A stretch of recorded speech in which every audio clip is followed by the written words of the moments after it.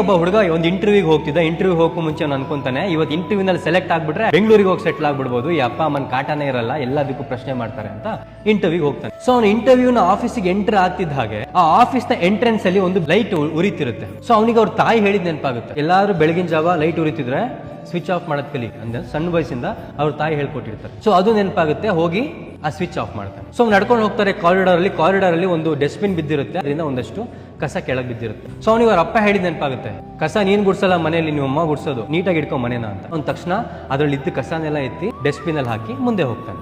ಅಲ್ಲೊಂದು ಫಿಲ್ಟರ್ ಇಂದ ನೀರು ಸೋರ್ತಿರುತ್ತೆ. ತಕ್ಷಣ ಅವ್ರ ಅಮ್ಮ ಹೇಳಿದವನಿಗೆ ನೆನಪಾಗುತ್ತೆ, ನೀರು ವೇಸ್ಟ್ ಮಾಡಬಾರ್ದು ಅಂತ. ಸೊ ತಕ್ಷಣ ಹೋಗೋದನ್ನ ಆಫ್ ಮಾಡ್ತಾನೆ. ಸರಿ ಅಂತ ಇವನು ಇಂಟರ್ವ್ಯೂ ಒಳಗೆ ಹೋಗ್ತಾನೆ, ಫೈಲ್ ನ ಹಿಂಗ್ ಕೊಡ್ತಾನೆ. ಅವರು ಫೈಲ್ ನ ಇಸ್ಕೊಂಡು ಹಿಂಗ್ ಸೈಡಿಗೆ ಇಟ್ಟು, ಯು ಆರ್ ಸೆಲೆಕ್ಟೆಡ್, ಯಾವಾಗಿಂದ ಕೆಲ್ಸಕ್ಕೆ ಬರ್ತೀಯಾ ಅಂತ ಕೇಳ್ತಾರೆ. ಇವನಿಗೆ ಗಾಬರಿ ಆಗ್ಬಿಡುತ್ತೆ. ಒಂದ್ ಪ್ರಶ್ನೆನೂ ಕೇಳಲಿಲ್ಲ. ಯಾಕೆ ಸರ್ ಅಂತ ಕೇಳಿದಾಗ ಅವ್ರು ಹೇಳ್ತಾರಂತೆ, ಇವತ್ತಿಲ್ಲಿ ಯಾವುದೇ ಇಂಟರ್ವ್ಯೂ ಇರ್ಲಿಲ್ಲ, ನಾವು ಬರೀ CC ಕ್ಯಾಮ್ರಾ ನೋಡ್ತಾ ಕೂತಿದ್ವಿ, ಅಲ್ಲಿ ಹೊರಗಡೆ ಒಂದು ಲೈಟ್ ಆನ್ ಮಾಡಿದ್ವಿ, ಕಾರಿಡಾರ್ ಅಲ್ಲಿ ಕಸ ಹಾಕಿದ್ವಿ, ಅಲ್ಲಿ ನೀರ್ ಸೋರೋ ತರ ಇಟ್ಟಿದ್ವಿ, ಯಾರು ಲೈಟ್ ನ ಆಫ್ ಮಾಡಿ ಕಸನ ಡಸ್ಟ್ಬಿನ್ ಹಾಕಿ ಆ ಸೋರ್ತಿರೋ ನೀರಿನ ಟ್ಯಾಪ್ ಅನ್ನ ಆಫ್ ಮಾಡ್ತಾರೋ ಅವರೇ ಸೆಲೆಕ್ಟೆಡ್ ಅಂತ ನಾವು ಹುಡುಕ್ತಿದ್ವಿ. ಯಾಕಂದ್ರೆ ಯಾರು ಇಲ್ಲಿ ಕೆಲ್ಸಕ್ಕೆ ಬರ್ತಾರೋ ಅವ್ರ ಕೆಲ್ಸಕ್ಕೆ ಸೇರೋದಿಂತ ಮುಂಚೆನೆ ಈ ಒಂದು ಆಫೀಸು ನನಗೆ ಸೇರುತ್ತೆ ಅನ್ನುವಂತ ಒಂದು ಮನಸ್ಥಿತಿ ಇರುತ್ತೋ ಅವರಿಗೆ ಕೆಲಸ ಅಂತ ನಾವು ಡಿಸೈಡ್ ಮಾಡ್ಕೊಂಡಿದ್ವಿ ಅಂತ. ಜೀವನದಲ್ಲಿ ನಾವು ಎಷ್ಟೋ ಸಲ ಅನ್ಕೊಂತಿರ್ತೀವಿ, ನಾವು ಅಪ್ಪ ಅಮ್ಮ ನನಗೆ ಬೈತಾರೆ, ಫ್ರೀಡಮ್ ಇಲ್ಲ ಅಂತ.